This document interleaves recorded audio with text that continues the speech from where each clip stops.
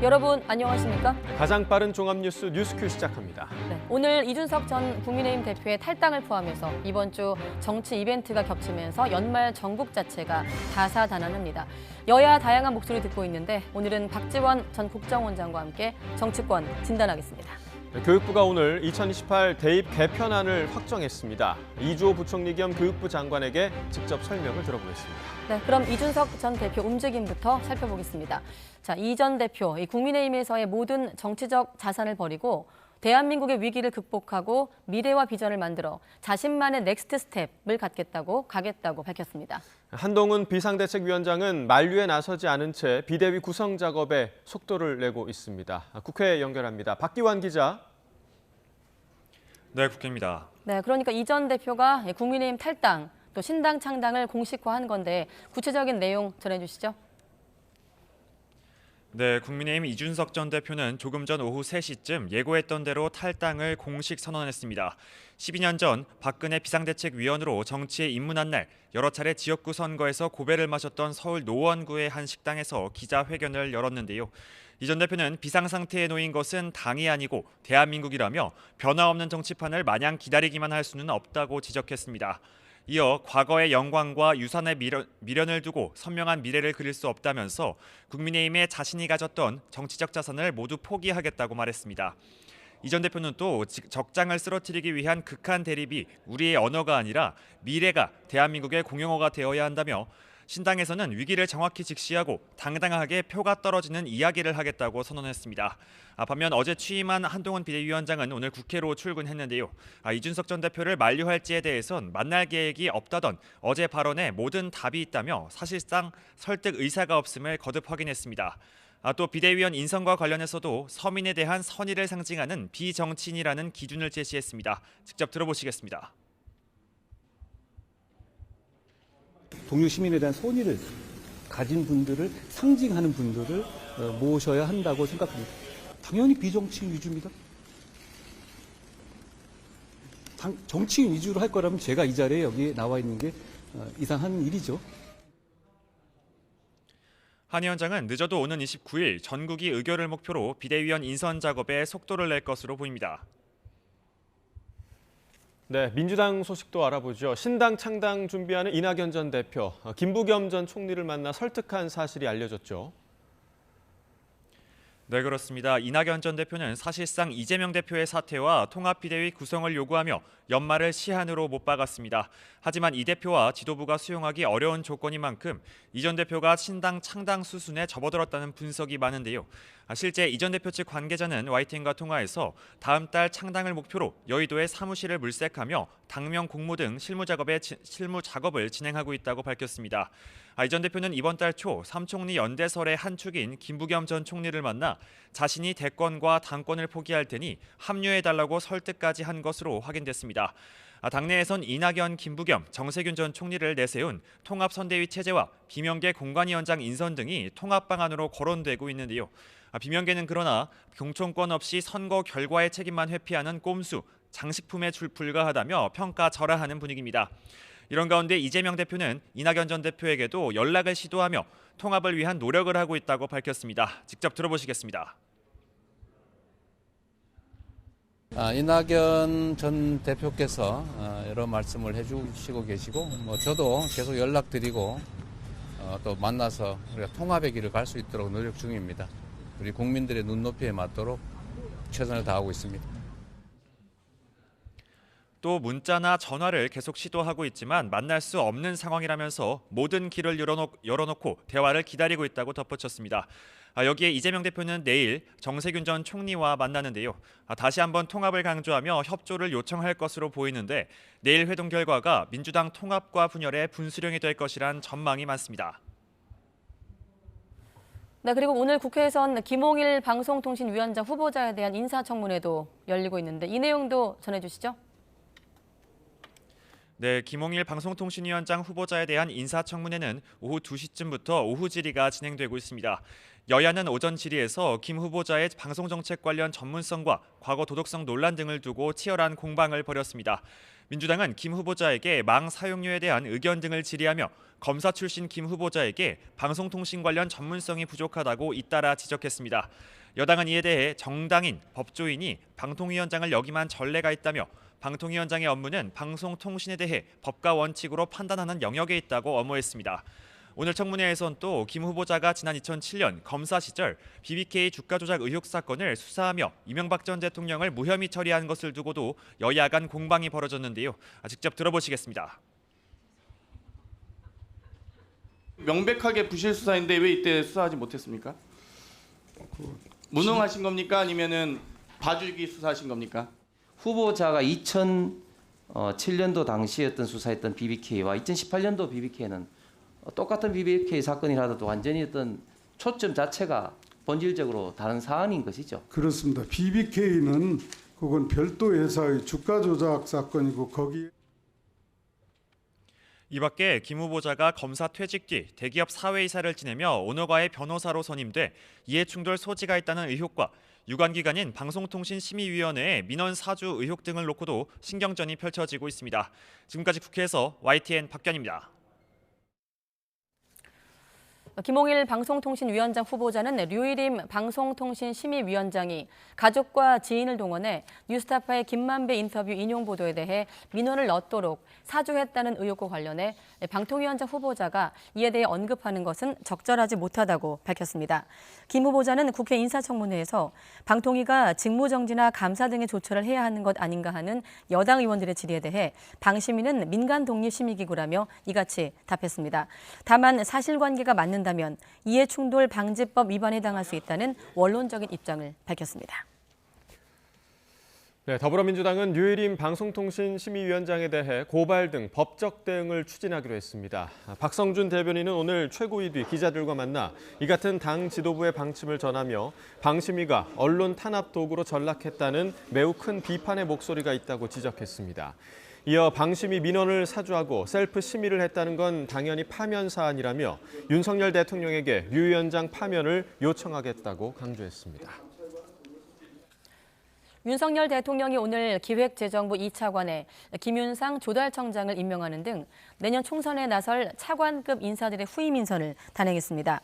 여가부 차관은 신영숙 전 국가공무원 인재개발원장이 임명이 됐고 국토부 1차관은 진현환 국토부 주택토지실장, 해수부 차관은 송명달 해수부 해양정책실장이 각각 내부 승진돼 임명이 됐습니다. 또 조달청장엔 임기근 기재부 재정관리관이, 국무총리 비서실장엔 손영택 국무총리 비서실 민정실장이 발탁됐습니다. 국가정보원장 후보자로 지명된 조태용 국가안보실장이 과거 도로교통법을 위반해 벌금형을 선고받은 것으로 확인됐습니다. 더불어민주당 김두관 의원실이 경찰청에서 받은 범죄 경력 조회 결과를 보면 조 후보자는 지난 1999년 서울중앙지방법원에서 도로교통법 위반으로 벌금 70만 원을 선고받았습니다. 또 김두관 의원실이 국세청에서 확보한 조 후보자 납세 자료에는 조 후보자가 국정원장 후보 지명 이튿날인 지난 20일 종합소득세 7만 6천 원을 뒤늦게 낸 사실이 담겼습니다. 네, 정부가 저출산 극복을 위해서 내놓은 신생아 특례 대출이 내년부터 시행이 됩니다. 아이를 낳으면 최저 1.6%의 금리로 최대 5억 원까지 주택 구입 자금을 대출해 주는 건데요. 취재 기자 연결해서 자세한 내용 알아봅니다. 윤혜리 기자. 네, 경제부입니다. 네, 내년부터 도입될 신생아 특례 대출 정책. 아무래도 신혼부부들이 관심을 좀 가졌는데 다음 달부터 신청을 받는 겁니까? 네, 그렇습니다. 다음 달 29일부터 시중은행 홈페이지 등을 통해 신생아 특례대출 신청 접수가 시작됩니다. 지원 대상은 대출 신청일을 기준으로 2년 이내 출산한 무주택 세대주입니다.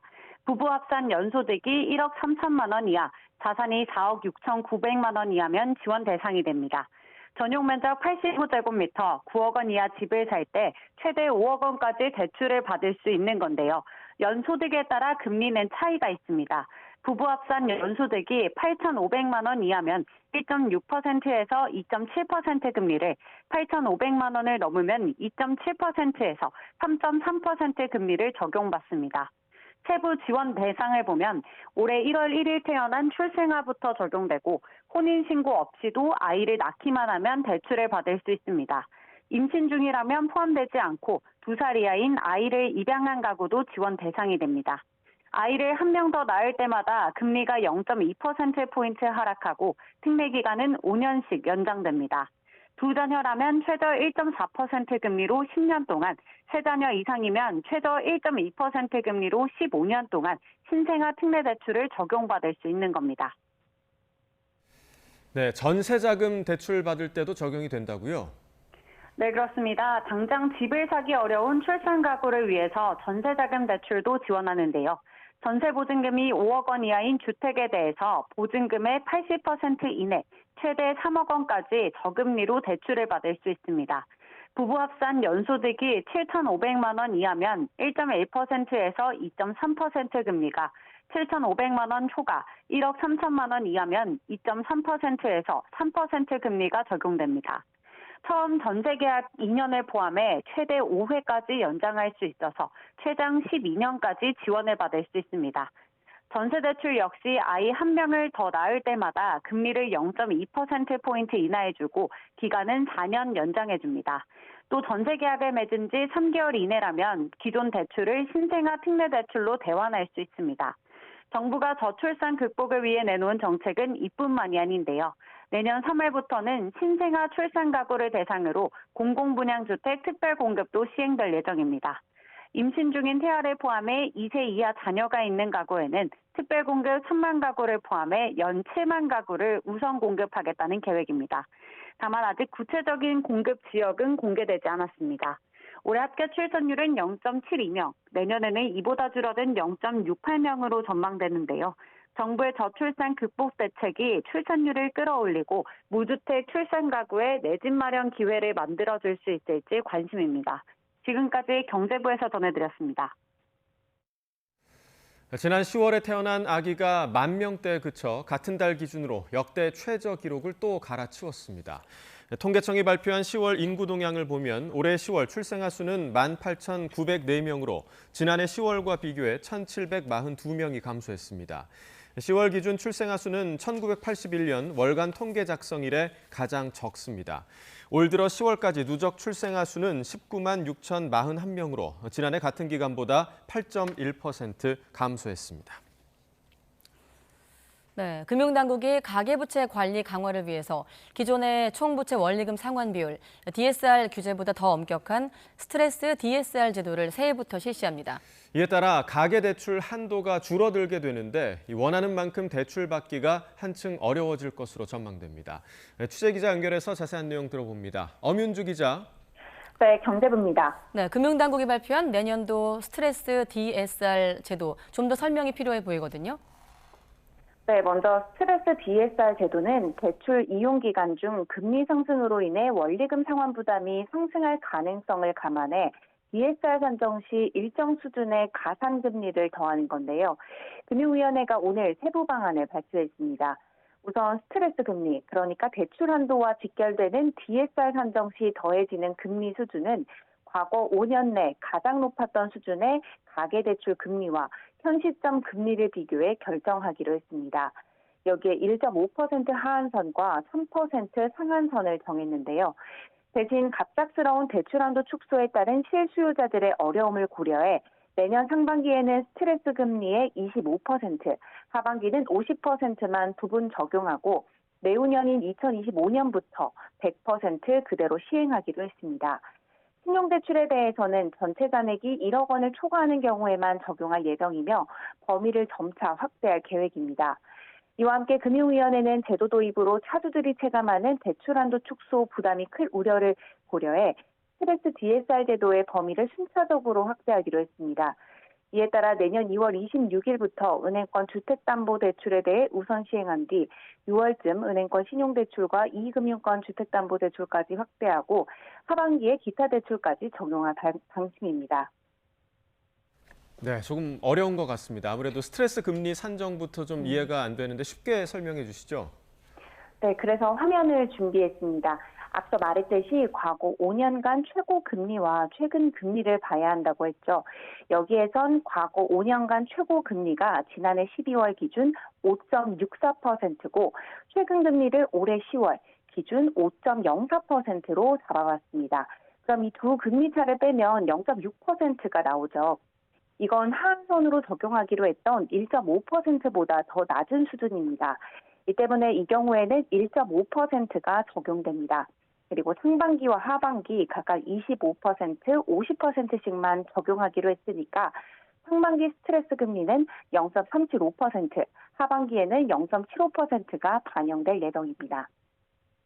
그렇다면 이번에는 대출 한도가 어떻게 줄어드는지 볼까요? 소득 5천만 원 차주가 30년 만기 대출을 받기로 했다면 지금 같은 경우에는 변동금리나 혼합형, 주기형 대출 상품 모두에서 3억 3천만 원까지 빌릴 수 있습니다. 하지만 앞서 선정한 스트레스 한도를 적용해 보면 한눈에 봐도 500만 원부터 최대 3천만 원까지 줄어들었죠. 이처럼 금융당국은 이번 제도 개선을 통해 상환 능력 범위 내에서 돈을 빌리는 가계부채 관리 원칙이 보다 뿌리 깊게 자리 잡는 계기가 될 것이라고 기대했습니다.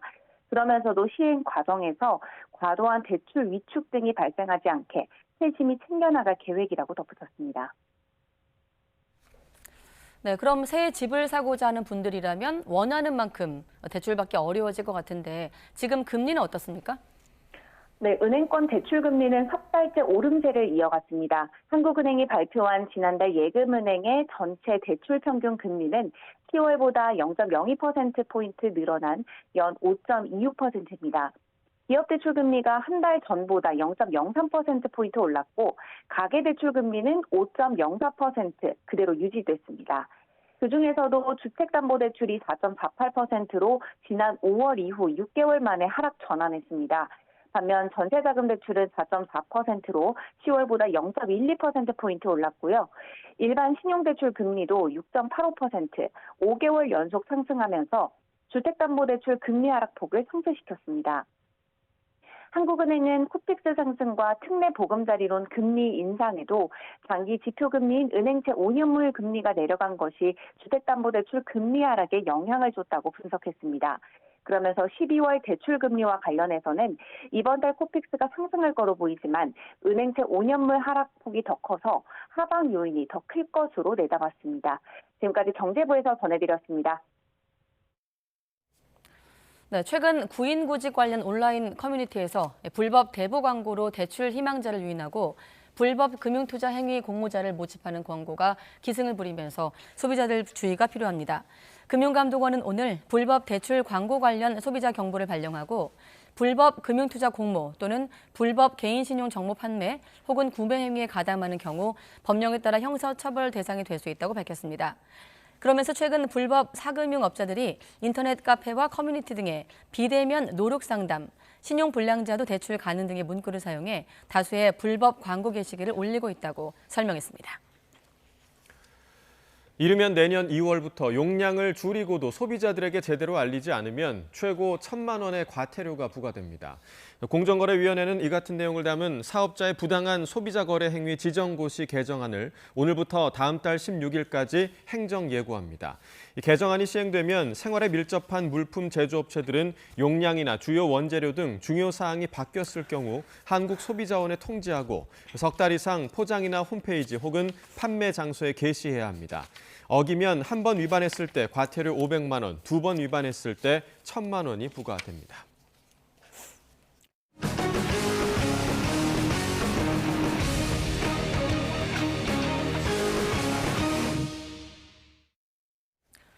네, 한동훈 전 장관이 국민의힘 사령탑에 올랐고 예고한 대로 이준석 전 대표가 탈당을 선언했습니다. 네, 또 이낙연 전 대표가 결단의 시점으로 제시한 12월 말이 다가오면서 이재명 대표가 내놓을 메시지에도 관심이 모이고 있는데요. 술렁이는 연말 정국, 박지원 전 국정원장과 이야기 나눠보겠습니다. 어서 오십시오. 네, 안녕하십니까. 네, 먼저 이준석 전 대표 얘기인데 본인이 이를테면 정치인으로 데뷔한 날 탈당을 선언했거든요. 곁에서 같이 방송도 많이 하셨고, 자, 이준석 전 대표의 12년 동안 어떤 정치 어떻게 좀 지켜보셨습니까, 선배로서? 글쎄 어떻게 됐든 저는 작년부터 네. 이준석 전 대표는 신당의 창당길로 간다. 그것은 본인의 의지가 아니라 윤석열 대통령이 만들어주는 거다 했는데 오늘 자기가 정치 데뷔한 12월 27일 12년째 창당 선언을 한 것은 그날 탈당한 것은 네. 굉장한 의미가 있다. 그리고 탈당 장소로 또 처음에는 국회를 예고하더니 노원구 갈비집 식당에서 한 것은 이준석 전 대표는 노원에서 3번 국회의원에 실패를 했잖아요. 네. 그렇기 때문에 그 실패에 대한 각오, 앞으로는 절대 실패가 없다. 또 그러면서 노원 구민들에게도 감사의 인사를 드리는 것 아닌가 그렇게 생각했습니다. 네. 예. 자, 지금 말씀해 주신 것처럼 이제 이준석 전 대표가 조금 전이었죠. 오후 3시에 노원구의 한 갈비집에서 기자회견을 진행을 했는데요. 이 장면 보시고 계속해서 이야기 나눠보도록 네. 하겠습니다. 저는 오늘 국민의힘을 탈당합니다. 동시에 국민의힘에 제가 가지고 있는 모든 정치적 자산을 포기하겠습니다. 과거의 영광과 유산에 미련을 둔 사람은 절대 선명한 미래를 그릴 수 없습니다.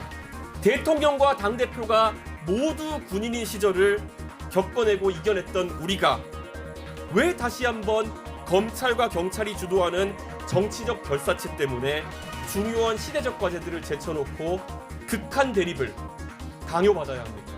제가 하고자 하는 신당에서는 이러한 위기들을 정확하게 직시하고 당당하게 표 떨어지는 이야기들을 하겠습니다.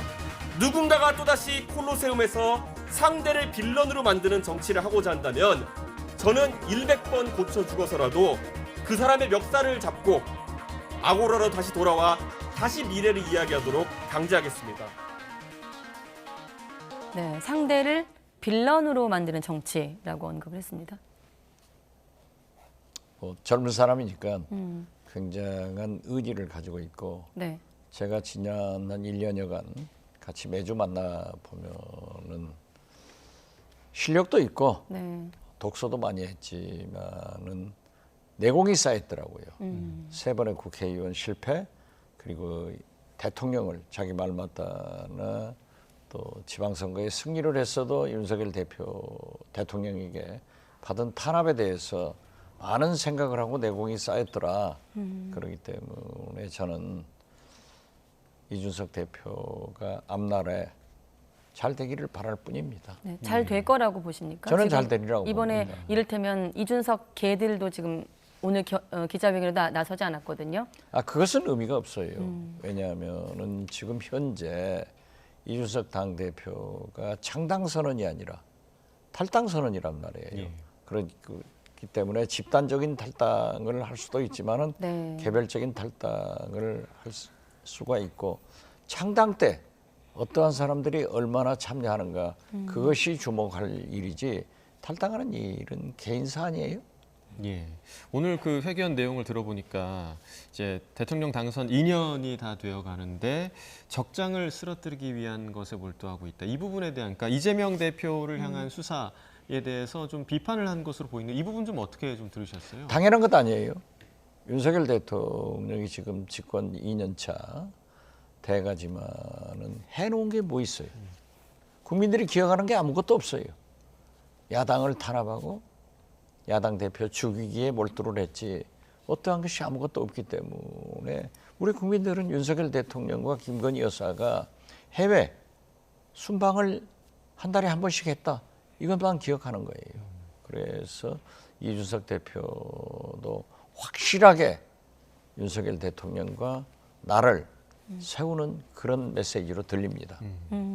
사실 어제 마침 한동훈 비대위원장이 취임을 했고 오늘 탈당 일정과 겹치면서 혹시 두 사람이 뭐 물밑에서라도 접선을 하지 않을까 이렇게 궁금해한 언론이 많았는데 일단 지금까지는 한동훈 비대위원장도 무반응으로 보이거든요.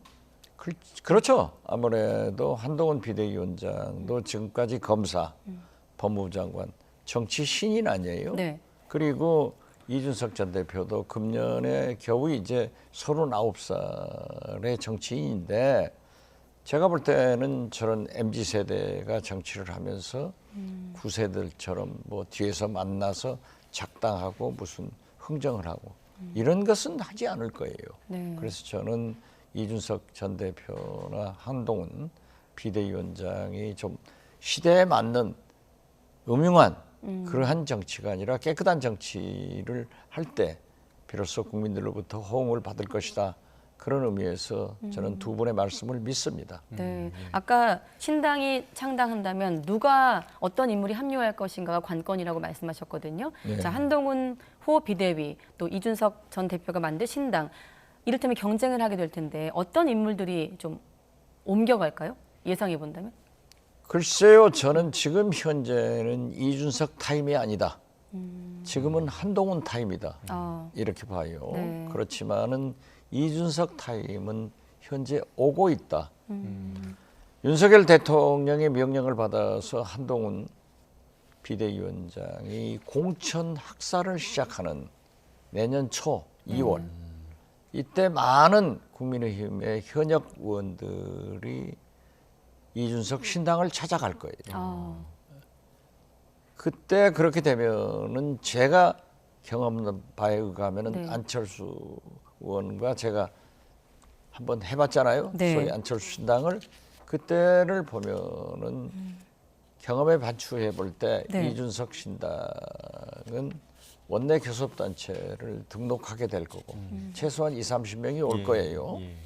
그 다음에 다음 총선에서 기호도 3번 받을 거고 또 국고 보조도 받아서 재정적으로 좀 튼실한 정당이 될 것이다.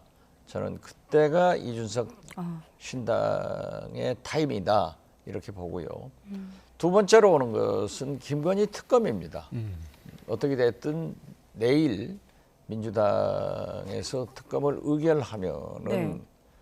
15일 이내에 윤석열 대통령이 거부권을 행사하게 될 거예요.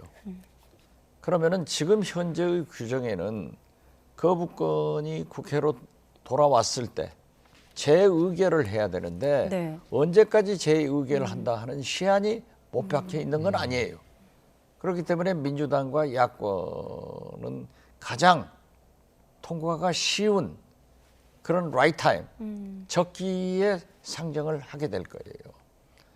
그리고 국민 여론도 지금 특검을 해야 된다가 갤럽 조사에서도 70%가 나오고 네. 있잖아요. 예. 그렇기 때문에 저는 그때 마치 박근혜 대통령 탄핵 때 네. 야권 투표로는 불가능했어요. 그렇기 때문에 현 국민의힘 전신 여당 의원들이 62명이 탄핵 찬성으로 전향해 왔기 때문에 통과가 됐다고요. 예. 저는 이때도 이준석 신당에 오신 당 현역 의원들이 찬성을 할 게고 네. 또 비록 국민의힘에서 공천이 확정된 그런 현역 의원들도 국민 정서가 있기 때문에 저는 무기명 비밀 투표이기 때문에 네. 합류를 해서 찬성을 하게 될 것이다. 어. 이때도 이준석 타임이다. 저는 그렇게 봅니다. 그러니까 예. 크게 두 가지. 국민의힘이 내년 초에 공천 갈등을 겪게 되면 그게 한 가지고 네. 또 한 가지는 김건희 여사 특검이 하나의 또 재개입될 때.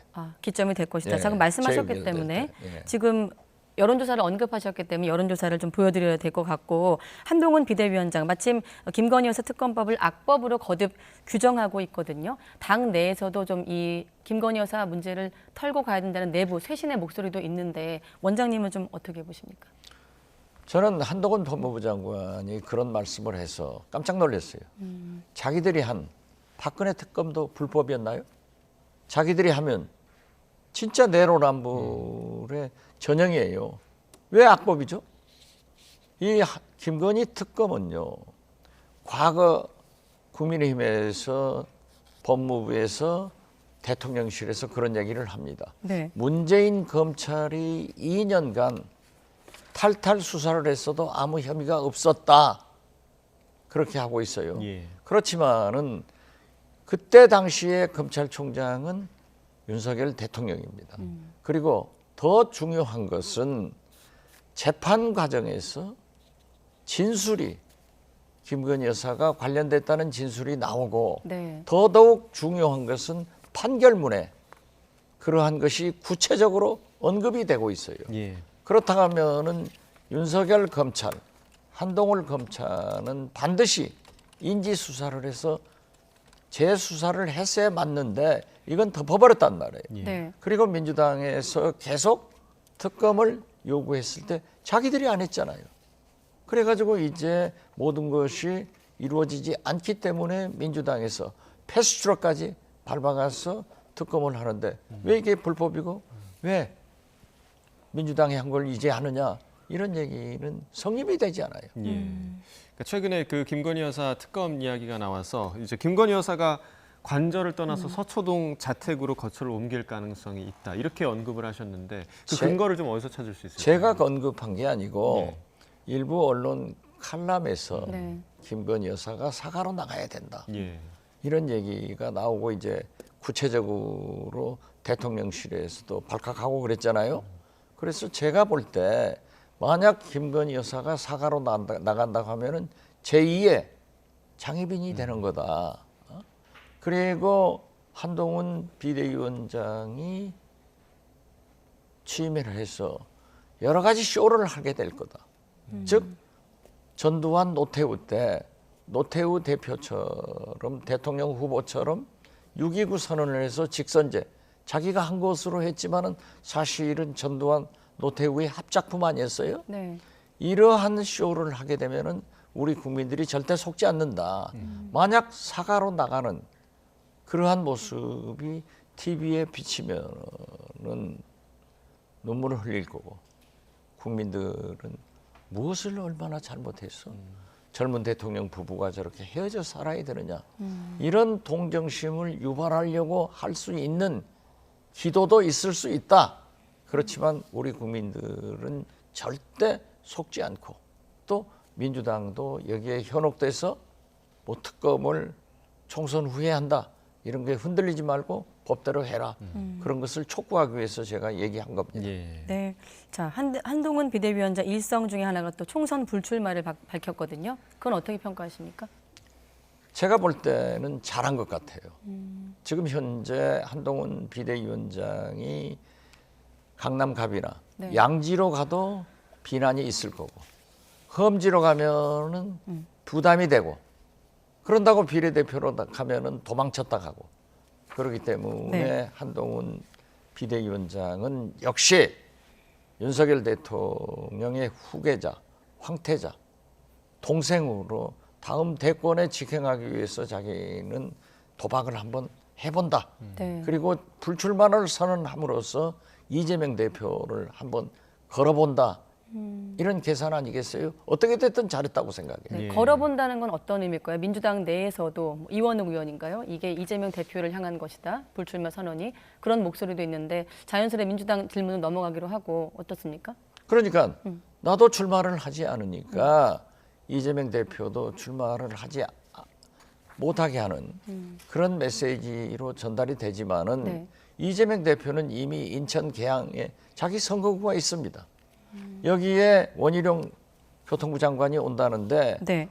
거기에서 안 나와도 피한다 갈 거고 비례대표로 가도 또 도망쳤다 가고 그런다고 험지로 나가지는 않을 거예요. 거기 자기 선거구가 있는데 왜 가요? 그렇기 때문에 저는 그러한 것은 다시 말해서 우리는 민주당에서는 윤석열 대통령의 정권 심판으로 선거를 치르는데 네. 한동훈 비대위원장은 이재명 대표를 상대로 해서 둘이 1대1로 붙어보자 하는 그런 전략을 구사하지만은 저런 구사하는 전략은 우리 눈에 빤히 보여요. 우리는 한동훈을 상대할 필요가 없다. 총선은 윤석열 대통령의 심판으로 가야 된다. 그렇게 봅니다. 예. 이제 내일이죠. 그러니까 한동훈 비대위원장이 이재명 대표를 예방하는 지금 일정이 예정된 것으로 보이는데 사실 두 사람이 함께 앉아 있는 장면이 조금 낯설게 보이기도 할 것 같아요. 어떤 메시지 좀 예상하십니까? 정치는요 원수가 하는 게 아닙니다. 싸우기는 하더라도 만나면 다 웃고 악수하는 거예요. 예. 그리고 이 관례상 대표가 수임하면은 상대당 대표를 찾아가서 인사하는 거기 때문에 예. 네.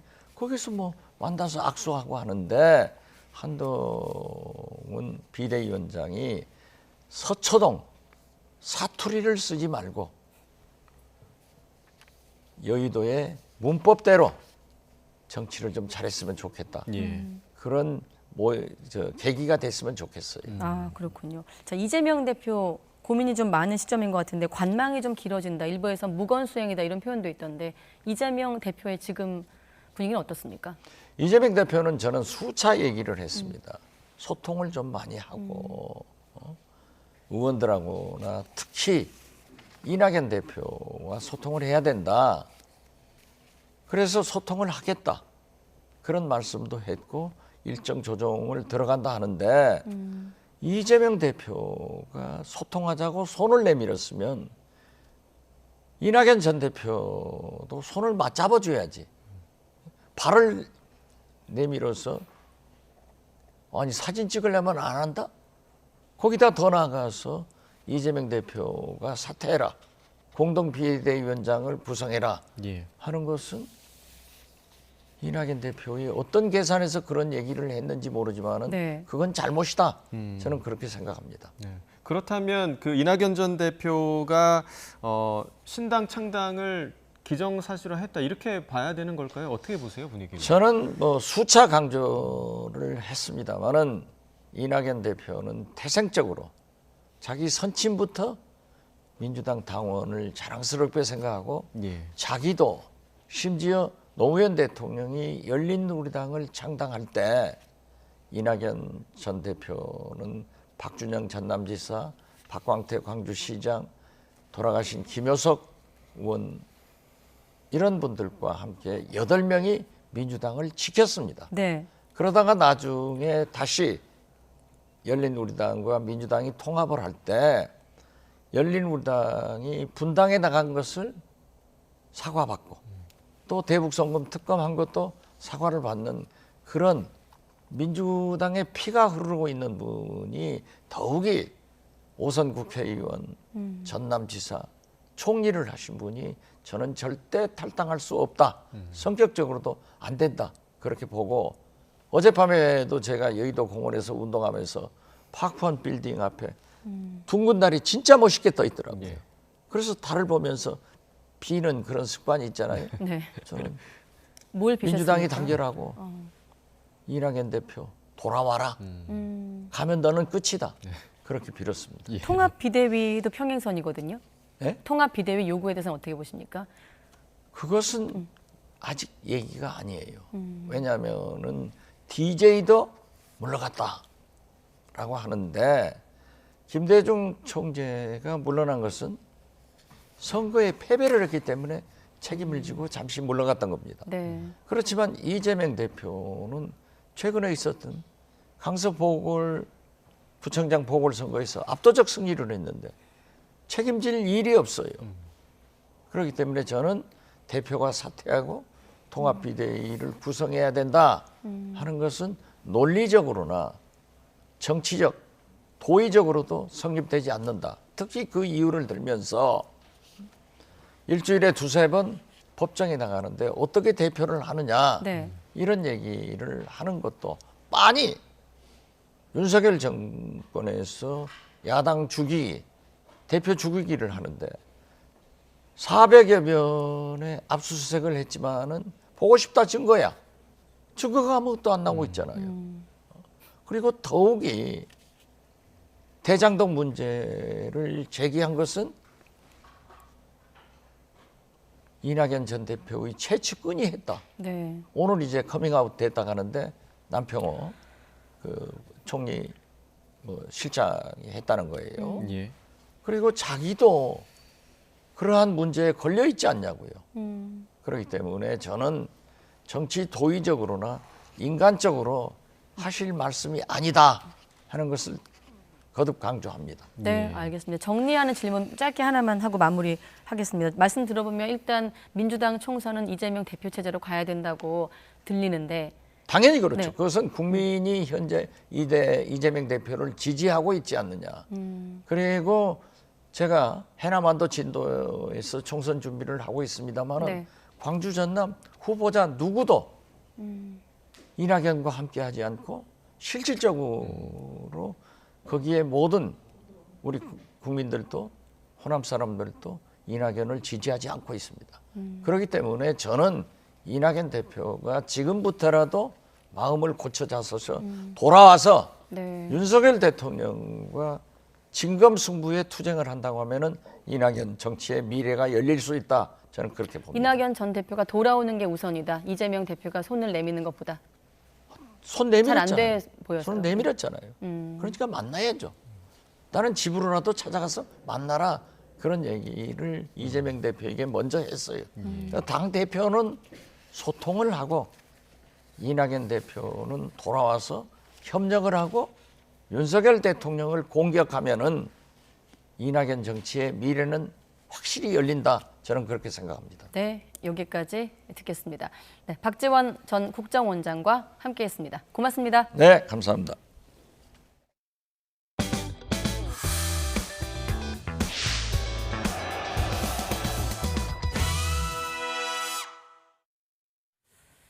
네, 2028학년도 대입 개편안이 발표됐습니다. 네, 고교 내신 체계와 평가 방법, 수능 응시 과목까지 대대적인 변화가 예고됐는데 자세한 내용 알아보겠습니다. 김연아 기자. 네, 사회정책부입니다. 네, 우선 핵심 내용부터 한번 짚어볼까요? 네, 2028 대입 개편안의 핵심은 세 가지입니다. 먼저 2028학년도 대입을 치르는 학생들, 그러니까 현재 중2가 고등학교에 입학하는 2025년부터 내신이 5등급제로 바뀝니다. 1등급이 10%까지 확대되는데요. 또 내신 과목은 모두 절대평가와 상대평가가 병기되는데 사회, 과학, 융합선택 9과목만 절대평가로 진행됩니다. 마지막으로 수능에서는 선택 과목이 모두 없어져서 국영수, 탐구 모두 공통범위 내에서 같은 시험지로 응시하게 됩니다. 문이과 학생 모두 같은 과목으로 수능 시험을 보도록 하는 통합 수능이 치러지게 되는 겁니다. 관심을 모았던 심화 수학은 수능 과목에서 제외됐습니다. 네, 그리고 이번 개편안에서 가장 논쟁이 벌어졌던 부분이 아무래도 전학년 상대평가, 심화 수학 도입인데 큰 변화는 없었던 거죠? 네, 그렇습니다. 고교 학점제는 진로 적성에 따른 과목 선택을 보장하자는 것인데 상대평가를 하면 공부하고 싶은 과목보다 점수가 잘 나올 대형 수업으로 몰릴 우려가 있습니다. 그래서 마지막까지 진통이 거셌는데 절대평가만 할 경우 내신 부풀리기를 막을 현실적인 방법이 없다는 점 때문에 결국은 상대평가를 확대하는 쪽으로 결론 났습니다. 다만 사회, 과학, 융합선택 9과목과 예체능은 절대평가를 하는데 탐구 중심 수업을 내실 있게 운영함과 동시에 추후 절대평가 대상을 확대할 수 있을지 시험대 역할을 하게 될 전망입니다. 심화수학 역시 사교육 유발과 학습 부담 우려로 반대하는 측과 학계를 중심으로 한 미래 역량을 위해 꼭 필요한 교육이라는 주장이 맞섰지만 결국은 수능에서 빼기로 결정됐습니다. 교육부는 수능은 기본, 핵심 내용만 평가하고 심화 과목은 고교 학점제를 통해 자기주도적으로 학습하는 것이 바람직하다고 강조했습니다. 다만 상위권 대학들이 전형을 통해 사실상 심화 수학 수업 이수를 강제할 우려가 있는데 교육부는 대학과 전형 협의회 등을 통해 통합 수능이 현장에 충분히 안착할 수 있도록 계속 협의해 나가겠다고 밝혔습니다. 더불어 교육부는 입시 관련 가짜뉴스와 불안 마케팅에 적극 대응하고 수능 통합사회와 통합과학 예시 문항도 내년 초 공개하겠다고 밝혔습니다. 지금까지 사회정책부에서 YTN 김현아입니다. 네, 마약 혐의로 경찰 수사를 받던 배우 이선균 씨가 오늘 오전 자신의 차량에서 숨진 채 발견됐습니다. 이 씨의 빈소는 서울대병원에 마련됐는데 경찰은 이 씨 마약 혐의 사건을 공소권 없음으로 종결할 예정입니다. 현장에 취재기자 나가 있습니다. 안동준 기자. 네, 서울대병원 장례식장에 나와 있습니다. 네, 관련 내용 전해주시죠. 네, 제가 있는 곳은 배우 이선균 씨가 실려온 병원 장례식장입니다. 이곳에 이 씨 빈소가 차려지면서 현장에는 많은 취재진들이 몰려 있습니다. 오늘 오전 10시 12분쯤 배우 이선균 씨가 유서를 쓰고 나갔다는 신고가 경찰에 접수됐습니다. 이 씨 지인이 신고한 건데 어제부터 집에 돌아오지 않는다는 내용이었습니다. 이후 이 씨는 서울 성북구의 어느 공원 부근 주차장에 세워진 차량 안에서 발견됐습니다. 발견 당시 의식이 없는 상태였는데 이곳 병원으로 옮겨졌지만 끝내 숨졌습니다. 이 씨는 차량에 혼자 있었고 차량에서 극단적인 선택을 한 것으로 추정됩니다. 네, 이성균 씨, 최근까지도 경찰 조사를 받고 있었죠? 네, 그렇습니다. 배우 이선균 씨는 마약 투약 혐의로 경찰 조사를 계속 받아오고 있었는데요. 지난 10월부터 지난주까지 3차례 경찰 조사를 받았지만 혐의는 줄곧 부인해왔습니다. 이 씨는 강남 유흥업소 실장 김모 씨 자택에서 대마초와 케타민을 여러 차례 피우거나 투약한 혐의를 받아왔습니다. 앞서 이 씨는 이번 사건으로 김 씨 등에게 협박당해 3억 5천만 원을 뜯겼다고 주장했고 고소장을 접수한 경찰은 이 부분에 대해서도 들여다보고 있었습니다. 이 씨가 숨지면서 경찰은 이 씨에 대한 마약 혐의는 공소권 없음으로 종결하고 이 씨가 고소한 공갈 혐의에 대해서는 수사를 계속 이어갈 것이라고 밝혔습니다. 지금까지 서울대병원 장례식장에서 YTN 안동준입니다. 네, 이렇게 배우 이선균 씨 소속사는 비통하고 참담한 심정을 가눌 길이 없다면서 깊은 애도를 표했습니다. 호두앤유 엔터테인먼트는 안타까운 소식을 전하게 돼 죄송하다면서 이같이 밝혔습니다. 아울러 장례는 유가족과 동료들이 참석한 가운데 조용히 치러질 예정이라고 밝혔습니다. 소속사는 또 고인의 마지막 가는 길이 억울하지 않도록 억측이나 추측에 의한 허위사실 유포, 악의적인 보도는 자제해달라고 요청했습니다. 네, 마약에 취한 채 20대 여성을 차로 들이받고 도주한 이른바 압구정 롤스로이스 사건 운전자에게 마약류 약물을 처방한 의사의 구속 여부가 이르면 오늘 결정이 됩니다. 서울중앙지방법원은 오늘 마약류 관리법 위반 혐의를 받는 40대 연모 씨에 대한 영장 실질 심사를 진행했습니다. 염 씨는 압구정 롤스로이스 사건 가해 운전자에게 약물을 처방하는 과정에서 진료 기록을 허위로 기재하고 무단으로 삭제한 혐의를 받습니다. 또한 수사 과정에서 수면 마취 상태인 여성 환자 10여 명을 성폭행하고 이를 불법 촬영한 혐의도 추가됐습니다.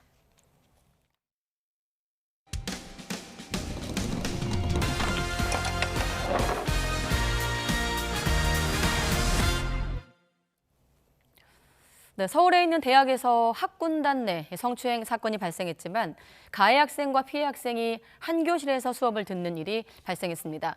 학생들 사이에 성범죄가 발생할 경우 즉시 분리 조치한다는 게 이 학교의 교칙이지만 한 학기가 지나가는 동안 전혀 지켜지지 않았습니다. 어떻게 된 일인지 권준수 기자가 취재했습니다. 대학교 4학년인 이 여학생은 올해 2학기가 시작되면서 끔찍한 기억을 떠올려야 했습니다. 여름방학 때 자신을 성추행한 학군단 동기 남학생이 버젓이 교실에 앉아 있었기 때문입니다. 학과까지 갔다 보니 무려 4개월 동안 2과목이나 한 공간에서 수업을 들어야 했습니다. 저는 일상생활이 불가능할 정도로 힘들고 그 친구를 볼 때마다 가슴이 두근거리는 정도로의 그런 힘듦이 드는데 막상 그 친구는 제 앞에서 다른 친구들과 웃고 성범죄 신고가 들어오면 피해자와 가해자를 즉시 분리 조치하는 게 이 학교 교칙입니다. 이를 근거로 학교에 분리 조치를 요구했지만 어쩐 일인지 즉시 이뤄지지 않았습니다.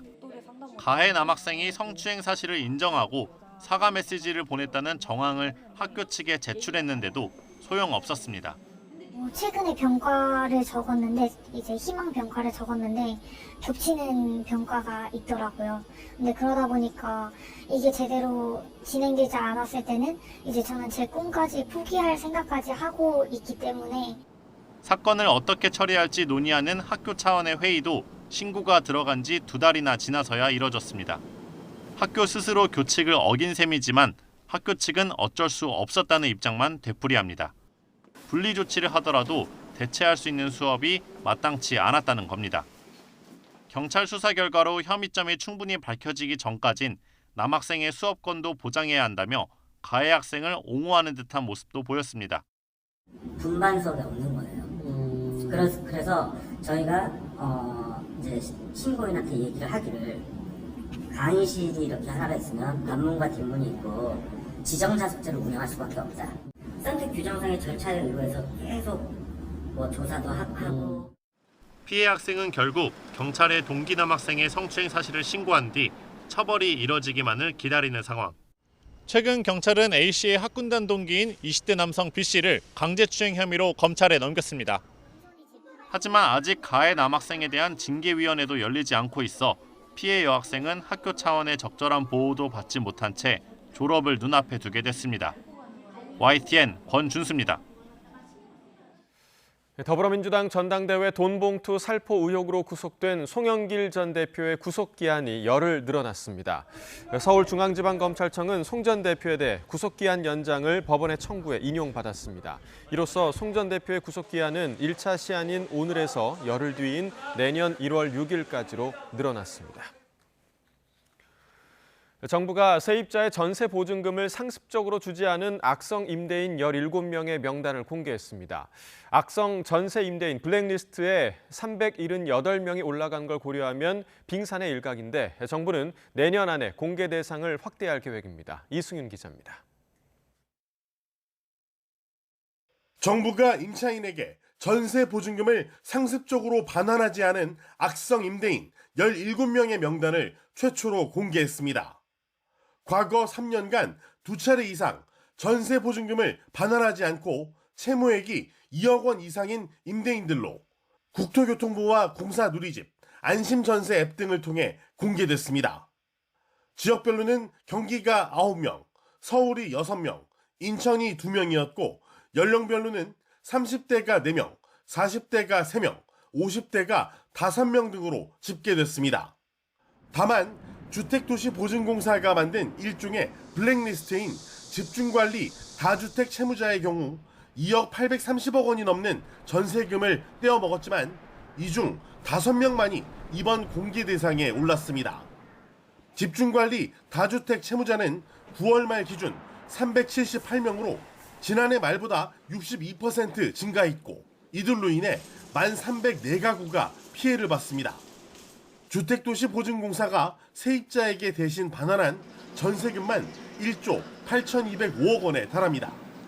악성 임대인 명단을 많이 관리하고 있음에도 불구하고 법 시행 이후로 전세보증금 사고를 낸 임대인에 한해서 명단이 공개됐다는 점이 다소 아쉽습니다.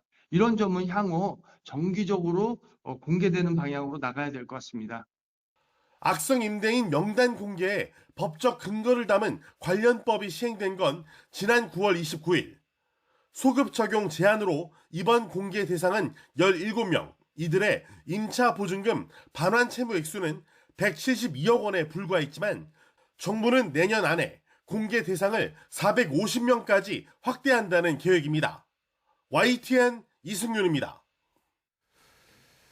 건강보험료를 상습적으로 또는 고액을 체납한 사람 14,000여 명의 명단이 공개됐습니다. 이 중에는 평소 재력을 자랑하던 래퍼를 비롯해서 연예인들도 포함돼 있었습니다. 조용성 기자가 보도합니다. 5년 전 가족의 채무와 관련한 이른바 비투 논란이 일자 밥값밖에 안 되는 돈이라던 래퍼 도끼. 내 한 달 밥값밖에 안 되는 돈인데 그거 가지고 그 당시에 그거를 빌리고 잠적을 해서 우리 삶이 나아졌겠어요? SNS로 돈 자랑을 해왔지만 세금 3억 원을 안 내 최근 국세청이 공개한 데 이어 건강보험료 2,200만 원도 체납한 것으로 확인됐습니다. 배우 김혜선 씨는 4년 동안 2,700만 원을 안 내고 버틴 것으로 드러났고 배우 안재모 씨도 2년 전 공개된 1,700만 원 체납액이 그대로 남아 있습니다. 건강보험공단이 건강보험과 국민연금, 고용산재보험 등 고액의 사회보험료를 상습적으로 체납한 14,000여 명을 추가로 공개했습니다. 체납액은 3,700억 원이고 10억 이상 체납한 사람은 10명에 이릅니다. 기존에 밝혔던 이름과 나이, 주소, 체납액에 더해 개인을 특정할 수 있도록 직종이 추가됐습니다. 작년보다 15% 안팎으로 사람 수와 총액이 줄었지만 과거에 이미 공개된 명단은 제외한 영향이 큽니다. 이분들에 대해서 최대한 사전 급여 제한이라든가 압류, 공매 이런 어떤 강도 높은 징수를 추진해서 이 사대보험료 체납액 감축을 위해서 적극 노력하겠습니다. 인적사항이 공개된 사람은 병원과 의원을 이용할 때 건강보험 혜택을 받을 수 없어서 진료비 전액을 본인이 부담해야 합니다. 건강보험료의 경우 일부라도 납부해 체납액을 1,000만 원 이하로 낮추면 명단에서 삭제됩니다. YTN 조용성입니다. 연말 건설 현장 등에서 노동자 사망 사고가 잇따라 고용노동부가 집중 점검에 나섭니다. 고용노동부는 성탄절 연휴 전날인 지난 22일 하루 동안 전국에서 중대재해 사망 사고로 모두 8명의 근로자가 목숨을 잃었다고 밝혔습니다. 올해 들어 3분기까지 재해조사 대상 사고 사망자가 459명으로 하루 평균 2명 미만이었던 것과 비교하면 22일 하루에 평소에 4-5배 많은 사망 사고가 발생한 겁니다. 연말에는 공사 기간에 맞춰 급하게 작업을 마무리하거나 연말연시 들뜬 분위기로 안전의식이 느슨해지는 경우가 많아서 중대재해가 발생할 우려가 크다고 노동부는 설명했습니다. 정부와 여당이 50인 미만 사업장에 대한 중대재해처벌법 적용을 2년 더 유예하는 방안을 추진합니다. 당정은 준비가 부족한 상황에서 내년 1월 27일부터 50인 미만 기업에 중대재해처벌법을 바로 적용하면 수많은 중소기업인의 경영 의지를 꺾고 범법자만 양산하는 부작용을 초래하게 될 거라고 그 배경을 설명했습니다. 대신 1조 2천억 원을 투입해 50인 미만 사업장 83만여 곳 전체의 안전진단, 이 가운데 8만여 곳을 선정해 맞춤형 지원, 안전장비와 설비 확충, 그리고 교육 강화 등을 추진하기로 했습니다. 2011년이죠. 소말리아 해적 퇴치 작전인 아덴만 여명 작전 당시 총상을 입었던 3호 주얼리호 석혜균 선장을 치료한 이국종 교수 기억하실 겁니다. 오늘 명예 해군 대령으로 진급을 하고 국군 대전 병원장으로 임용이 됐는데요. 이 교수는 앞으로 국군 장병의 생명 보호를 위해서 노력하겠다고 밝혔습니다. 들어보시죠. 그래서 제 자신이 굉장히 부족한 사람인데도 불구하고 우리 군에서 더 큰 보직과 큰 계급을 저에게 부여를 해줌으로써 저도 좀 많은 부담감을 느끼고 있는데요. 여기에 걸맞게 그리고 보직 임용을 해준 분들께 실망이 되지 않도록 제가 최선을 다할 생각입니다. 지금도 제 전공에 국한되기보다는 군 의료 전반에서 어떤 부분이 가장 필요한지, 그리고 군 의료가 앞으로 나가야 될 방향이라든가, 그리고 앞으로 미래지향적으로 우리 군 장병의 복지와 그리고 생명 수호를 위해서 어떤 방향으로 가야 될지 큰 틀에서 좀 움직여갈 생각입니다.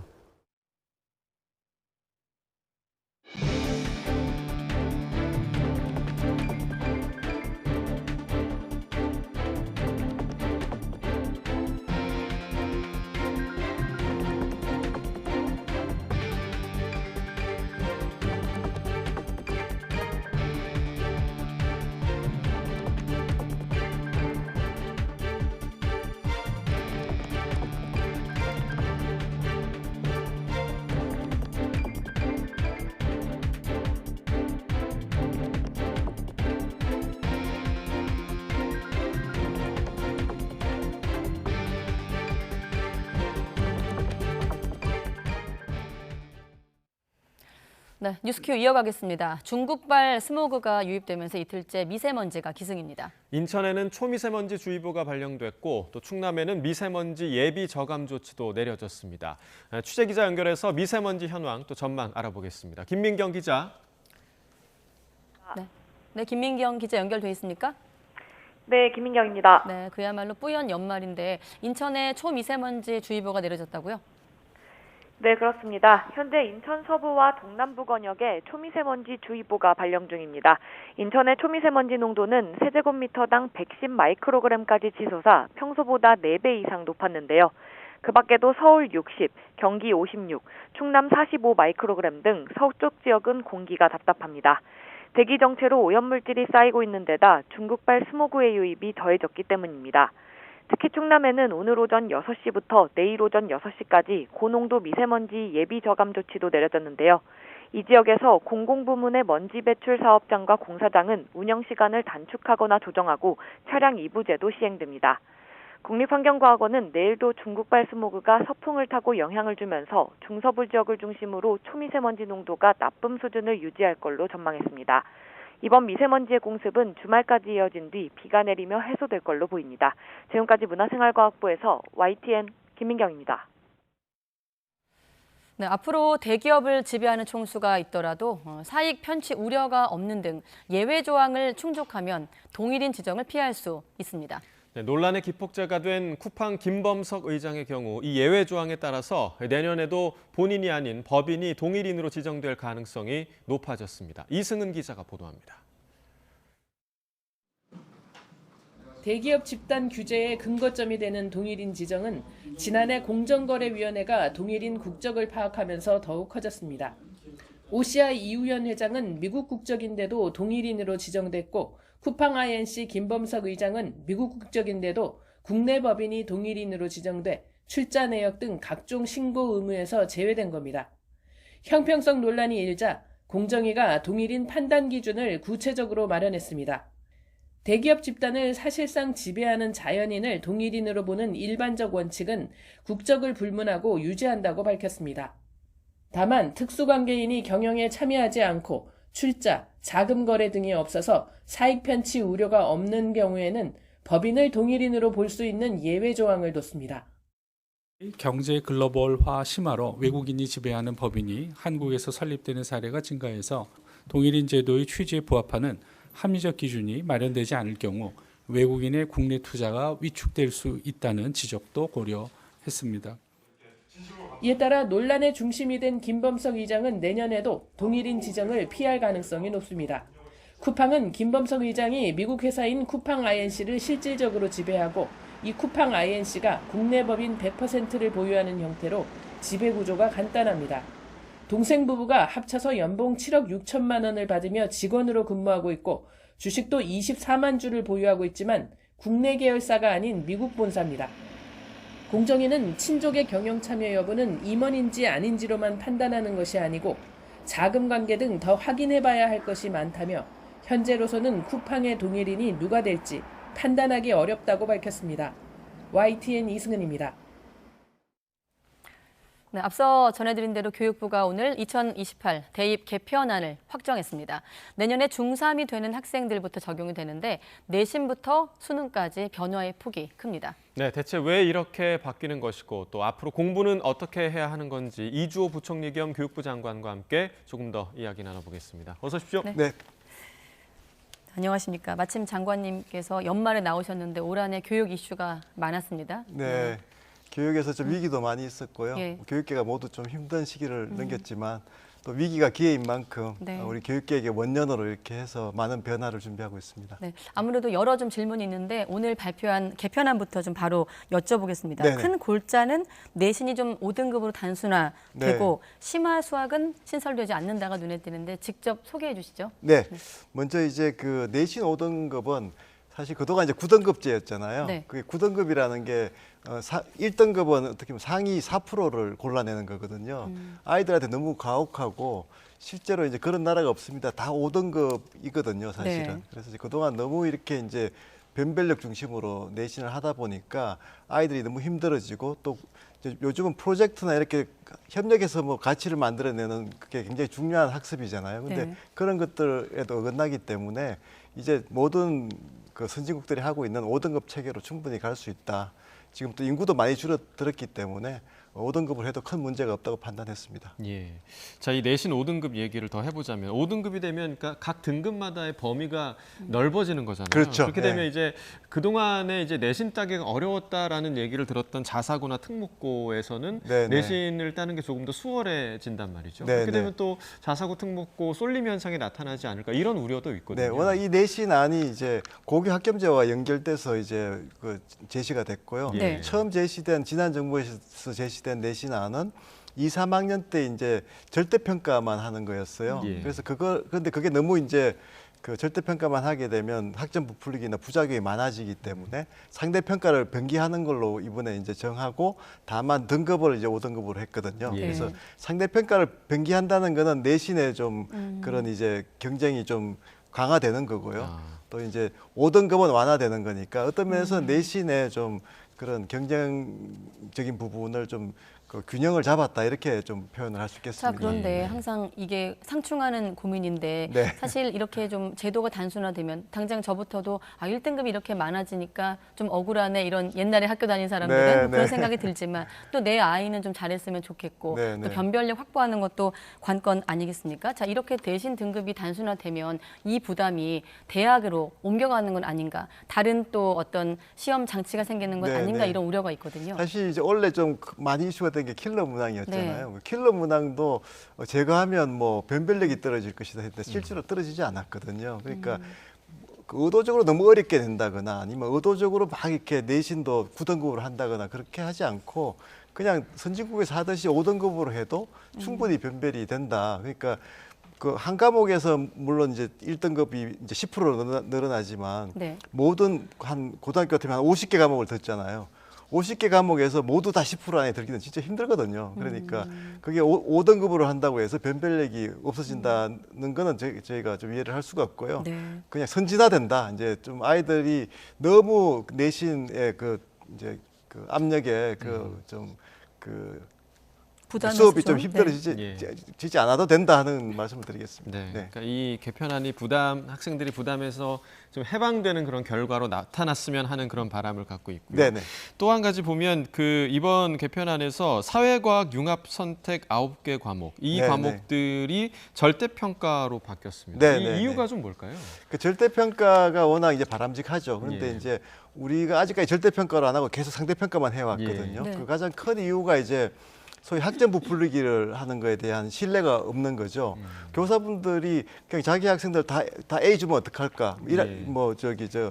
그렇게 하는 거에 대해서 이제 신뢰가 없는 거죠. 그러니까 이제 그 부분에 대해서 다들 이제 절대평가가 바람직하지만 그래서 우리가 이제 상대평가를 변기하자는 것이고요. 네. 그렇지만 지금 이 9개 과목의 융합 과목은 예를 들어서 그 지리를 여행을 다니면서 하는 여행 지리 이런 과목을 할 수가 있거든요. 이제 고교 학점제가 되면. 네. 그다음에 금융 같은 경우에는 정말 실생활 지식을 익히는 거잖아요. 그래서 금융과 실제 경제라든지 이런 과목들이기 때문에 이런 과목들을 아이들이 수업할 때 그냥 상대평가 5등급으로 딱 하게 하면 그거는 좀 수업의 성격하고 안 맞는 거죠. 예. 그래서 이제 그런 새로운 수업들을 이제 많이 앞으로 고교학점제에서 하게 될 텐데 네. 그런 것들은 절대평가로 하자 이렇게 된 겁니다. 그런 과목들이 새로 신설되는 과목들인 건가요? 그렇죠. 이 과목들이 거의 대부분 이제 새로 신설되는 거죠. 고교학점제에 네. 따라서. 네. 아까 방금 말씀하신 그 9개를 제외하면 전체 과목의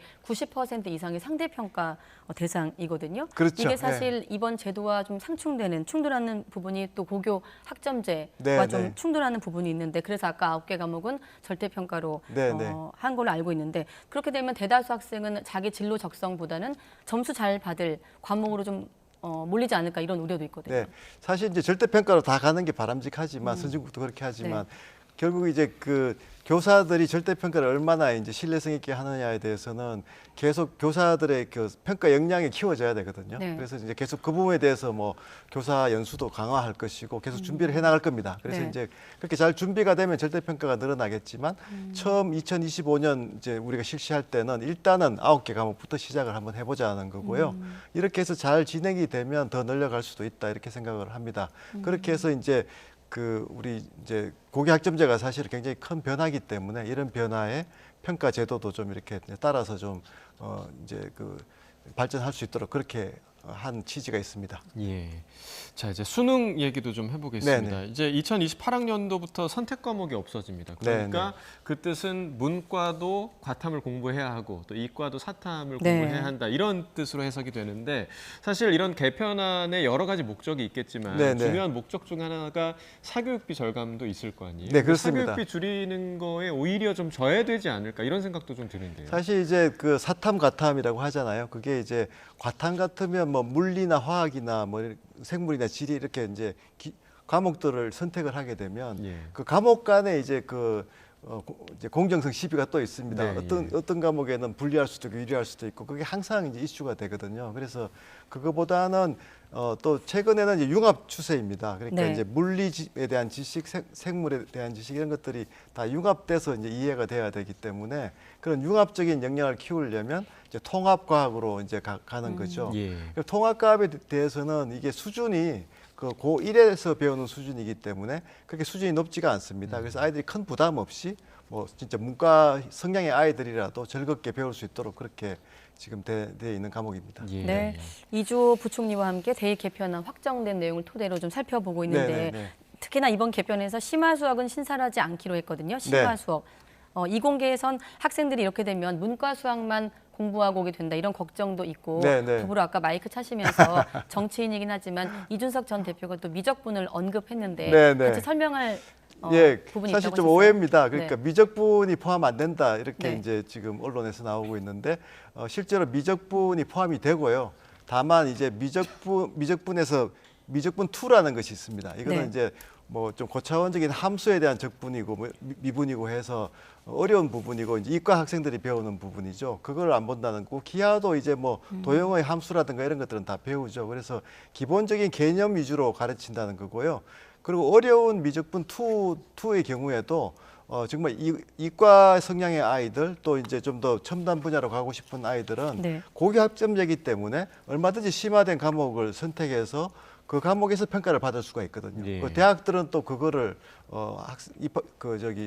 대입해서 이제 평가를 할 수가 있기 때문에 어떤 면에서는 이제 그 동안에 수학 교육이 사실 지금 뭐 챗GPT 시대잖아요. 그러면 이제 그게 창조적으로 이제 수학도 응용을 할 줄 알아야 되는데 우리나라 수학은 너무 이제 그냥 어려운 문제풀이에만 집중을 했고 짧은 시간에 수능에서 풀려고 하니까 사실 아이들이 수학을 즐기거나 수학을 이제 현실 문제에 응용해서 이렇게 사고를 한다든가 이런 게 너무나 부족하고 그러다 보니까 수포자도 생기고 수학을 싫어하고 이렇게 되거든요. 그래서 수학에 대한 좀 새로운 접근이 필요하고요. 이게 저는 그 계기가 된다고 생각을 합니다. 그래서 이번 안이 절대 수학을 약화시키는 것이 아니고 당연히 지금 이제 챗GPT 시대에는 수학이 더 중요하죠. 그래서 수학을 가르치고 배우는 방식을 완전히 바꿔야 된다 하는 그 취지에서 하는 것이고 오히려 수학이 더 중요해진다 이렇게 말씀드릴 수 있습니다. 심화 수학을 제외한다는 어떤 그 배경 설명을 들어보면 킬러 문항 배제하고 좀 흐름이 비슷해 보이거든요. 아이들이 킬러 문항 한다고 정말 그게 뭐 똑똑한 아이가 되는 게 아니잖아요. 마찬가지로 심화 수학의 경우에도 이제는 챗GPT 시대의 새로운 수학 역량, 수학을 가지고 현실에 응용을 한다든가 수학적인 사고력을 키운다거나 이렇게 해야 되는 거지 수학 문제를 고차원적으로 이렇게 짧은 시간에 풀게 하는데 거기에만 집중하게 해서는 안 되는 거죠. 자, 그런데 그렇게 이공계에서는 대학 수업을 들으려면 심화 수학이 필수다라고 얘기를 하고 있고 특히나 뭐 의대라든지 서울의 주요 공대 입장에서는 이렇게 되면 심화 수학을 좀 강제하는 거 아닌가 학생들에게 확인하고자 하는 의지가 있을 것 같거든요. 이걸 막기 위한 정부의 어떤 장치나 뭐 가이드라인일까요? 이런 게 있을까요? 그건 이제 뭐 대학의 자율이죠, 사실은. 내신에서 뭐 대학들이 우리가 꼭 이걸 봐야 되겠다.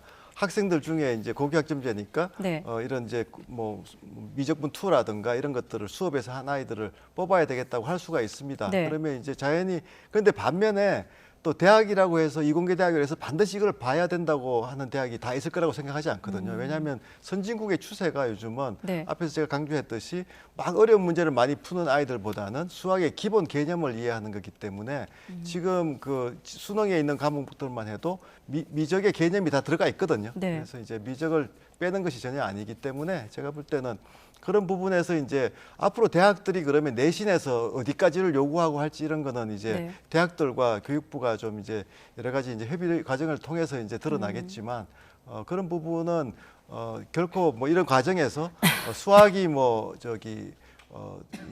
너무 이제 그동안처럼 이렇게 아이들에게 문제풀이에 부담만 주는 게 아니고 정말 새로운 시대가 요구하는 그런 역량을 키우는 쪽으로 변할 것이다. 하나만 더 추가 질문 드리면 만약에 정부의 취지와 대학의 어떤 흐름이 상충한다면 정부가 좀 강제할 수 있는 장치를 고민하고 계신지 그리고 이제 이 수학 관련한 건 이제 이게 끝인 건가요? 아니면 다음 개편안에 또 다시 고려될 수 있는 건가요? 이제 네. 교육과정 개편은 뭐 계속 이제 수시로 일어나는 네. 것입니다. 그렇지만 이번에 워낙 큰 변화이기 때문에 이 변화가 어떻게 보면 이제 수학이나 뭐 다른 중요한 교과에서 네. 아이들을 어떻게 가르칠지 또 어떻게 학습할지 큰 이제 시사하는 바가 크거든요. 그래서 이걸 제대로 준비하는 데 시간이 많이 걸리고 그래서 이제 28 입시에 그게 반영이 될 때까지는 아마 거기에 매진해야 될 거고요.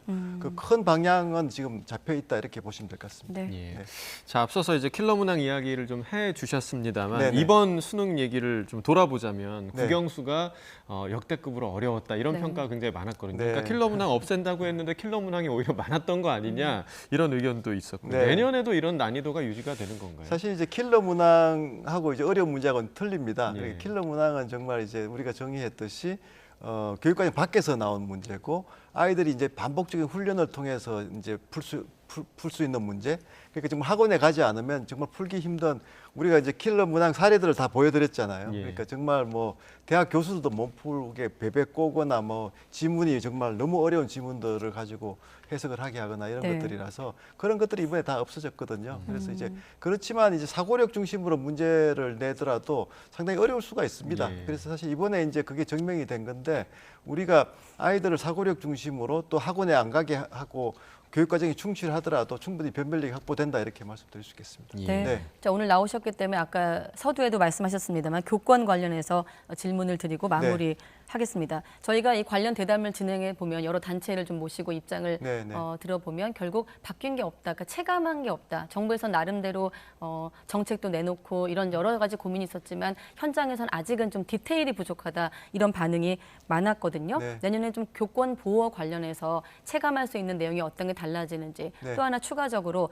최근에 이제 학생인권 조례와 관련해서 교권을 추락시키는가 아니면 두 가지가 상호 보완적인가 이제 네. 교육계나 뭐 정부나 고민이 많은 걸로 알고 있거든요. 네, 여기에 대한 생각까지 듣겠습니다. 사실 이제 교권에 관련돼서는 그동안 가장 큰 문제가 이제 아이들 학생 지도를 교사들이 할 때 그 권한에 대한 법적인 그 조항이 없었습니다. 네. 교사들이 당연히 수업도 하지만 아이들의 생활 지도도 해야 되는 건데도 불구하고 이제 그게 없었는데 이번에 이제 법제화가 됐다는 게 큰 의미가 있고요. 네. 그 이제 그 교사들을 이제 여러 가지 이제 민원이나 또 이런 거로부터 보호할 수 있는 이제 장치나 이제 법적인 그런 권한들이 생겼는데 네. 지적하셨듯이 이제 그게 사실 학교 현장에서 잘 지켜지고 그게 이제 그게 존중이 되려면 학교 문화가 바뀌어야 되는 거거든요. 그 학부모님들의 마인드도 바뀌어야 되는 거고 이제 그런 부분에서 좀 변화가 있다는 지금 지적들도 많이 있지만 네. 여전히 좀 모자란다는 부분들이 있고요. 그래서 그런 것들은 이제 지속적으로 해 나가야 되는데 우리 교육부에서도 이제 그런 차원에서 그동안 우리가 교사들과 이렇게 소통을 하는 부분이 너무 약했다는 걸 많이 반성하고 있습니다. 예. 서희초 사태나 이런 것들을 겪으면서 우리가 교사분들의 그런 고충이나 교사분들의 그런 마음을 너무 우리가 그 소통이 안 됐다는 것을 좀 많이 반성을 했고요. 그래서 네. 제가 매주 교사분들하고 만나고 있습니다. 근데 굉장히 그 과정을 통해 가지고 정말 학교 현장을 훨씬 더 잘 이해하게 되고 네. 뭐 지적하신 것처럼 교육부가 정책을 했지만 그게 현장에 뿌리 내리는 데는 많은 다른 디테일들이 필요하거든요. 그런 디테일들을 바꾸려면 정말 소통 기반의 정책으로 가야 된다는 것을 뼈저리게 느끼고 있고 그 중심으로 가고 있습니다.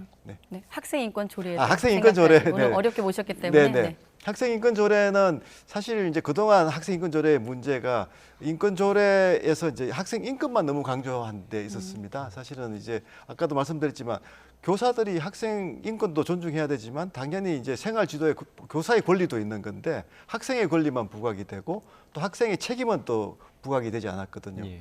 그리고 이제 학부모의 경우에도 지나친 민원이라든가 이런 것들이 있었기 때문에 학부모의 또 권리와 또 책임도 있는 겁니다. 그래서 학생, 학부모, 교사 3주체의 권한과 책무가 좀 이렇게 균형되게 이제 그 규정이 있어야 되겠다 해서 그 학생 인권 조례라기보다는 그 학교 공동체의 이제 규범 같은 것들을 만드는 작업을 했고요. 네. 저희들이 이제 그 예시안을 이제 제시를 했습니다. 그래서 그 각 시도 교육청들이 좀 그런 쪽으로 해서 좀 균형되게 학생 인권 조례를 수정하거나 또 개정하는 것을 권유하고 있습니다. 네, 알겠습니다. 이조 부총리 겸 교육부 장관과 함께 했습니다. 장관님 고맙습니다. 네, 감사합니다.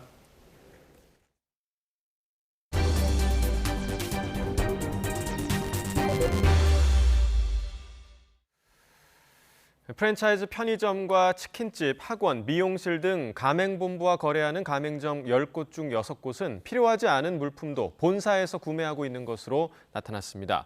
공정거래위원회 실태조사를 보면 가맹본부가 정한 필수 품목 중 불필요한 품목이 있다고 응답한 가맹점주는 전체 응답자의 60.5%로 지난해보다 3.8%포인트 늘었습니다. 응답자 중 79.5%는 필수 품목을 줄이고 가맹점주가 직접 사는 방식으로 바꿔야 한다고 응답했습니다. 네, 요즘 해외 여행객이 늘면서 외국 항공사 이용하는 분들 많은데요. 수화물 지연이나 탑승 거부 등의 소비자 피해가 늘고 있지만 외국 항공사의 대응은 미흡한 것으로 나타났습니다. 황보혜경 기자입니다. 지난 4월 독일 뮌헨 출장길에 오르며 루프트한자 항공을 이용했던 강혜근 씨. 뮌헨 공항에 도착하고 나서야 승객 수화물이 하나도 오지 않았다던 청천벽력 같은 소식을 듣게 됐습니다. 이제 눈도 내리고 비도 내리고 그래서 굉장히 추웠었거든요. 근데 갈아입을 옷도 없고 하다못해 세면도구도 없었거든요. 현지에서 급히 필요한 물품을 사야 했지만 항공사로부터 아무런 보상 안내를 받지 못했습니다. 현지에서는 보상에 대한 내용을 전혀 듣지도 못했고 보상이 안 된다고 그랬는데 막상 홈페이지에 들어와서 봐도 어디에 들어가서 이걸 갖다가 보상 신청해야 될지를 전혀 알 수가 없습니다. 지난 2월 미국 국적 항공사를 이용해 뉴욕에서 인도로 향했던 손종민 씨도 항공사 실수로 비행편을 놓쳤지만 어떠한 사과도 보상도 없었습니다.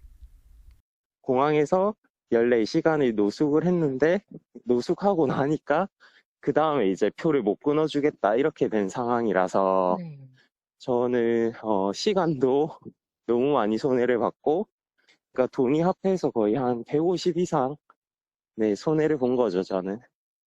지난해부터 올해 상반기까지 한국소비자원에 접수된 항공사 대상 소비자 피해구제 신청건은 854건. 이 가운데 외국 국적 항공사 관련 피해가 532건으로 국내 항공사보다 2배 가까이 많았습니다. 항공사는 관련법에 따라 홈페이지 등의 소비자 피해구제 절차 등의 정보를 제공해야 합니다. 하지만 조사 대상 외국 항공사 46곳 가운데 피해 접수 절차를 홈페이지에서 찾기 어렵거나 아예 정보가 없는 곳이 절반가량을 차지합니다. 외국 항공사의 피해 접수 방법과 처리 절차 안내 등을 찾기 쉽게 표시하고 절차를 고지한 대로 이행하라고 권고했습니다. 자율개선 권고를 수용하겠다고 회신한 항공사는 8곳에 그치고 있습니다. 한국소비자원은 항공사 관련 피해가 발생하면 사건을 소비자원으로 이송하라고 당부하고 외국 항공사에 대한 모니터링을 강화해 나갈 방침입니다. YTN 황보혜경입니다. 인천국제공항 주차장에 세워진 여행객들의 차량에서 금품을 턴 40대 남성 A씨가 경찰에 붙잡혔습니다. A씨는 지난달 23일부터 한 달가량 인천공항의 장기 주차장을 돌며 4회에 걸쳐 196만 원 상당의 현금과 상품권을 훔친 혐의를 받습니다. A씨는 차량 문을 잠그는 걸 잊고 사이드미러가 접히지 않은 차량을 범행 대상으로 삼은 것으로 조사됐습니다. 서울의 오래된 아파트 빈집만 노려 금품 4억 원어치를 훔친 3인조 일당이 경찰에 붙잡혔습니다. 30, 40대 남성으로 구성된 이들은 이번 달 중순 지은 지 40년 이상 된 아파트 빈집 9곳에 침입해 현금과 귀금속 등 4억 원어치를 훔쳐 달아난 혐의를 받습니다. 특히 보안이 취약해 보이는 동을 찾아 초인종을 누른 뒤 사람이 없으면 현관을 부수고 들어가 범행을 저지른 것으로 확인됐습니다. 오늘 오전 10시 40분쯤 경기도 남양주에 있는 한 아파트 13층에서 불이 났습니다. 이 불로 주민인 20대 남성 1명이 추락해 숨졌습니다. 30분 만에 화재를 진압한 소방은 자세한 화재 원인을 조사하고 있습니다. 오늘 낮 1시쯤 경기도 수원시 메탄동에 있는 아파트 16층에서 불이 나 1시간여 만에 꺼졌습니다. 불이 나자 주민 30여 명이 바로 대피해 다친 사람은 없었습니다. 소방은 자세한 화재 원인을 조사하고 있습니다. 네, 다음 달부터 입국하는 해외 여행자는 향수를 100ml까지 면세받을 수 있습니다. 기획재정부는 내년 1월 1일부터 해외 여행자가 들여오는 휴대품 가운데 향수 면세 한도를 기존의 60ml에서 100ml로 높인다고 밝혔습니다. 기재부는 이번 관세법 시행규칙 개정으로 대용량 향수와 50ml 두 개들이 세트 상품을 면세로 살 수 있어 소비자의 선택권이 확대될 것으로 전망했습니다. 네, 우리나라 대표 보양식 가운데 하나 삼계탕. 이 과거 축산물 위생 수준에 대한 격차 때문에 유럽연합으로의 수출이 제한돼 왔습니다. 이번에 수출 협상이 타결되면서 삼계탕을 비롯해 치킨과 만두 등도 유럽연합 27개 회원국 식탁에 오를 수 있게 됐습니다. 홍상희 기자가 보도합니다. 우리나라 보양식의 대표 주자 삼계탕입니다. 코로나19를 거치면서 한식이 재조명받으며 삼계탕의 효능이 알려졌고 유통기한도 길다는 장점 덕분에 수출도 늘었습니다. 2021년 기준 삼계탕 수출액은 1,827만 달러, 지난 2019년보다 60% 넘게 급증했습니다. 올해 1월부터 11월까지 수출액은 1,481만 달러로 우리 돈으로 191억 원 수준입니다. 다만 삼계탕 수출이 미국과 일본, 캐나다, 홍콩 등에 집중돼 있어 그동안 수출국 다변화 필요성이 제기돼 왔습니다. 이제 유럽연합 27개 회원국으로도 삼계탕을 수출할 수 있는 길이 열렸습니다. 과거 축산물 수준 차이를 이유로 수출이 한 차례 무산됐다가 재도전 끝에 협상이 타결에 이른 겁니다. 고병원성 조류인플루엔자 방역 체계가 개선되고 안전관리 인증 기준 제도가 도입되는 등 가축 방역과 식품위생 여건이 유럽연합의 요건에 맞게 개선됨에 따라 수출을 위해서 필요한 절차가 완료되었습니다. 지난해 미국과 일본 등 28개국 대상 열처리 가금육 수출액은 2,037만 달러. 앞으로 연간 2천만 달러를 추가로 수출할 수 있을 것으로 기대됩니다. 이번 협상 타결로 외국인이 가장 선호하는 한식 1위로 꼽힌 치킨과 K푸드 신흥 강자인 냉동만두도 함께 유럽연합 수출길에 오르게 됐습니다. YTN 홍상입니다. 미국 정부가 애플워치의 특허권 침해 분쟁과 관련해 일부 기종의 수입을 금지한 국제무역위원회 ITC의 결정을 그대로 인정해 미국 내 판매가 금지됐습니다. 애플은 ITC의 결정에 불복해 연방항소법원에 항소했습니다. 김진호 기자가 보도합니다. 지난 10월 국제무역위원회 ITC는 애플이 의료기술업체 마시모의 혈중산소 측정 기술 특허를 침해했다고 판단하고 해당 기술이 들어간 애플워치의 미국 수입 금지를 명했습니다. 미국 정부가 현지 시간 26일 ITC의 결정을 수용하면서 애플은 특허권 침해 분쟁과 관련된 애플워치 일부 기종을 미국으로 수입하지 못하게 됐습니다.